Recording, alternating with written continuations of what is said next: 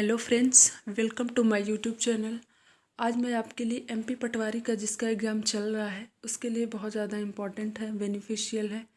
इसके अलावा अगर आप एमपी से रिलेटेड कोई भी एग्ज़ाम दें, जैसे एमपी कांस्टेबल हो गया, एसआई हो गया, इवन पीएससी हो गया, उन सभी के लिए बेनिफिशियल है। इसके अलावा अदर एग्ज़ाम दे रहे हैं, एसएससी हो गया, तो उन सभी के लिए बेनिफिशियल क्लास है। तो वीडियो को एंड तक देखिए।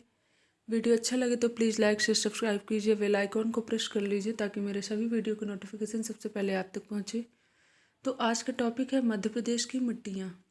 तो इसमें से आपको हर एक एग्जाम में एक दो क्वेश्चन आपको देखने को मिल जाएंगी, या तो उसका कोई ना कोई क्वालिटी पूछी जाएगी आपसे मिट्टियों के बारे में, या फिर किस फसल के लिए कौन सी मिट्टी बहुत ही ज़्यादा मतलब फ़ायदेमंद है, ये आपसे पूछ सकता है।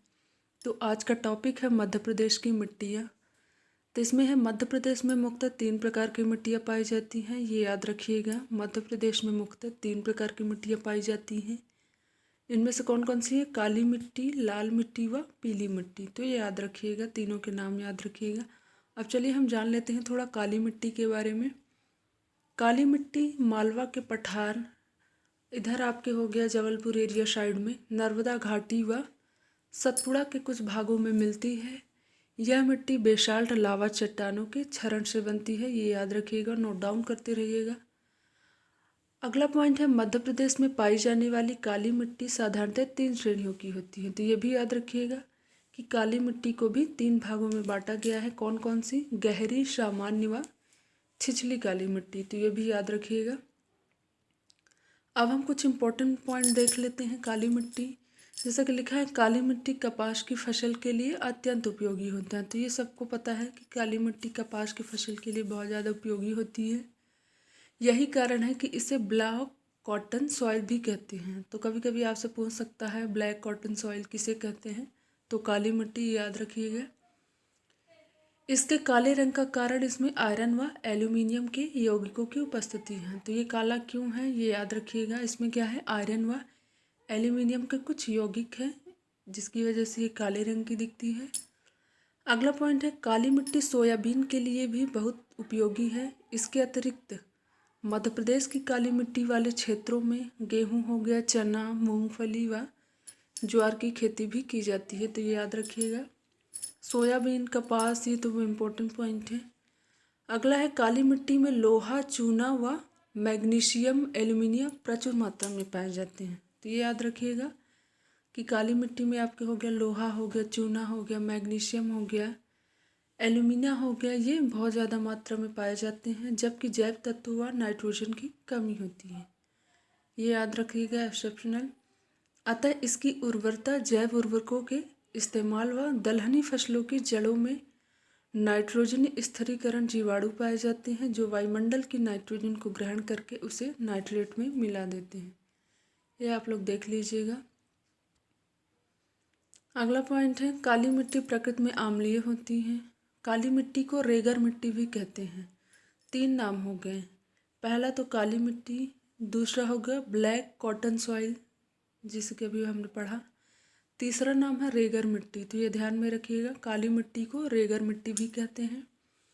काली मिट्टी अत्यंत चिकनी व चिपचिपी होती है। आप लोगों ने देखा होगा पहले के टाइम में तो लोग बाल भी धोया करते थे काली मिट्टी से, काफ़ी चिपचिपी सी होती है। इसका जो वाटर एब्जॉर्प्शन है बहुत ज़्यादा है, बहुत ज़्यादा पानी है एब्जॉर्ब कर सकती है अपने अंदर।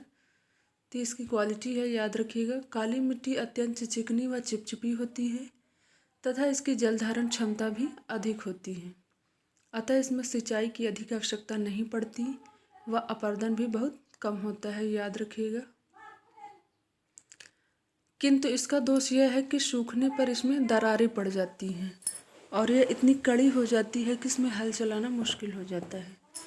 तो ये इसका डिसएडवांटेज है। अगर काली मिट्टी क्या है, सूखने के बाद बहुत ज़्यादा टाइट हो जाती है, दरारें पड़ जाती है और इसमें हल चलाना मुश्किल हो जाता है। इस मिट्टी में पानी निचले स्तरों तक नहीं पहुंच पाता। पानी जैसे ही आप मिट्टी में पानी डालेंगे तुरंत एब्जॉर्ब कर लेगा, नीचे तक पहुंच ही नहीं पाता है। तो ये इसका डिसएडवांटेज है, ये आप लोग याद रखिएगा। अगला पॉइंट है लाल व पीली मिट्टी। तो हम लाल व पीली मिट्टी के बारे में देख लेते हैं। यह मिट्टी मुख्यतः पूर्वी मध्य प्रदेश में पाई जाती है। बघेलखंड का पठार है। लाल व पीली मिट्टी याद रखिएगा मुख्यतः पूर्वी मध्य प्रदेश में पाई जाती है। इसमें लाल व पीले रंग का कारण लोहे की अधिकता है। तो लाल व पीला क्यों है? क्योंकि इसमें आयरन की अधिकता है।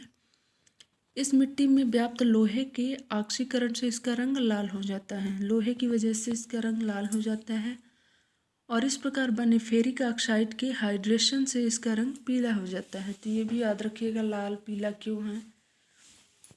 अगला पॉइंट है, इसका निर्माण ग्रेनाइट व नीस चट्टानों के क्षरण से होता है। तो याद रखिएगा ग्रेनाइट व नीस चट्टानों के क्षरण से होता है। अविभाजित मध्य प्रदेश के लाल व पीली मिट्टी वाला अधिकांश क्षेत्र अब छत्तीसगढ़ में जा चुका है। छत्तीसगढ़ जैसे कि मध्य प्रदेश से अलग हो चुका है 2000 में।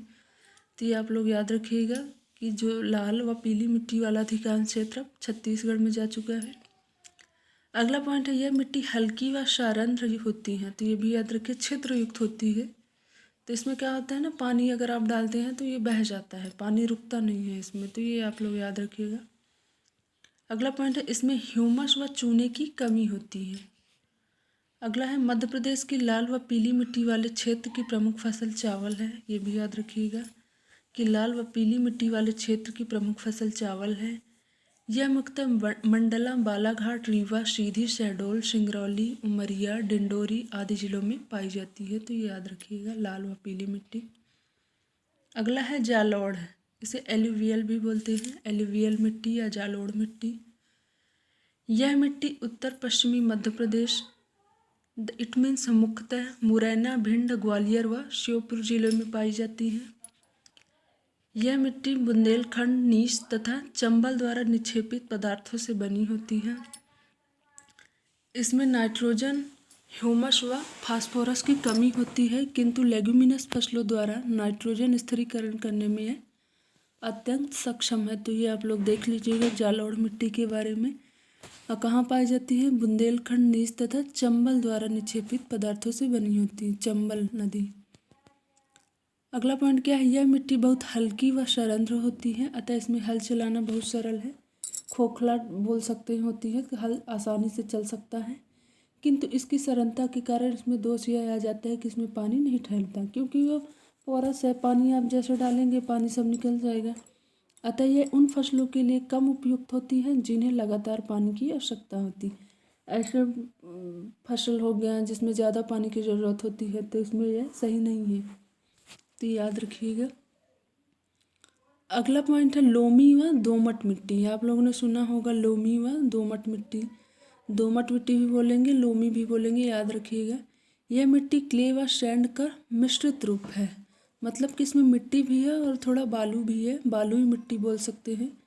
लोमी या दोमट मिट्टी में क्या है, यह मिट्टी क्ले व सैंड का मिश्रित रूप होती है। यह हल्की व उपजाऊ होती है, मध्य प्रदेश में नदी घाटियों में पाई जाती हैं। तो याद रखिएगा। अगला पॉइंट देख लेते हैं लैटेराइट मिट्टी। यह मिट्टी ऊंचे सपाट अपर्दन वाले धरातलों पर मिलती है। याद रखिएगा मध्य प्रदेश में यह मिट्टी उत्तर पश्चिमी क्षेत्रों में मिलती है। तो मध्य प्रदेश में यह मिट्टी उत्तर पश्चिमी क्षेत्रों में मिलती है, याद रखिएगा। अगला पॉइंट है, यह मिट्टी लाल भूरे रंग की होती है। इसका रंग एल्यूमिनियम व आयरन ऑक्साइड की उपस्थिति तथा ह्यूमस की कमी के कारण उत्पन्न होता है। तो ये भी याद रखिएगा, यह मिट्टी लाल भूरे रंग की होती है। इसका रंग एल्यूमिनियम व आयरन ऑक्साइड की उपस्थिति, आयरन ऑक्साइड है, एल्यूमिनियम है, आयरन है, तथा ह्यूमस की कमी के कारण उत्पन्न होता है। तो ये भी याद रखिएगा आप लोग। अगला पॉइंट है बिछालन, लीचिंग बोलते हैं, की प्रवृत्ति के कारण इस मिट्टी के पोषक तत्व बह जाते हैं और ये अपनी उर्वरता खो बैठते हैं। तो ये लैटेराइट मिट्टी के बारे में हो गया। अगला पॉइंट क्या है, इस मिट्टी में समानतः मिलेट्स, आपके बाजरा हो गया, गेहूं हो गया, गन्ना आदि उगाए जाते हैं। तो लैटेराइट मिट्टी में कौन कौन सी चीज़ें उगाई जाती हैं? गेहूँ हो गया, गन्ना हो गया, ये सभी चीज़ें उगाई जाती है लैटेराइट मिट्टी में, याद रखिएगा। सभी इम्पोर्टेंट पॉइंट है, आप लोग देख लीजिएगा, जितने भी एग्जाम होंगे सभी के लिए इम्पोर्टेंट है। अगला देख लेते हैं मिश्रित मिट्टी।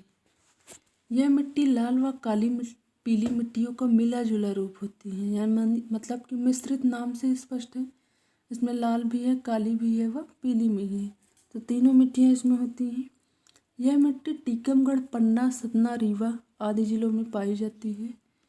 इस मिट्टी में नाइट्रोजन, फास्फोरस व जैव तत्वों की कमी होती है। याद रखिएगा, नाइट्रोजन, फास्फोरस व जैव तत्वों की कमी होती है, अतः इसे उर्वर नहीं माना जाता। मतलब कि ये उर्वरता इसकी नहीं सही नहीं है, क्योंकि इसमें सभी मिट्टियाँ हैं ना, तो ये फसलों के लिए ज़्यादा सही नहीं है। तो ये आप लोग याद रखिएगा। मिश्रित मिट्टी, केवल मोटे अनाज ही इस मिट्टी में उगाए जाते हैं, तो ये भी याद रखिएगा।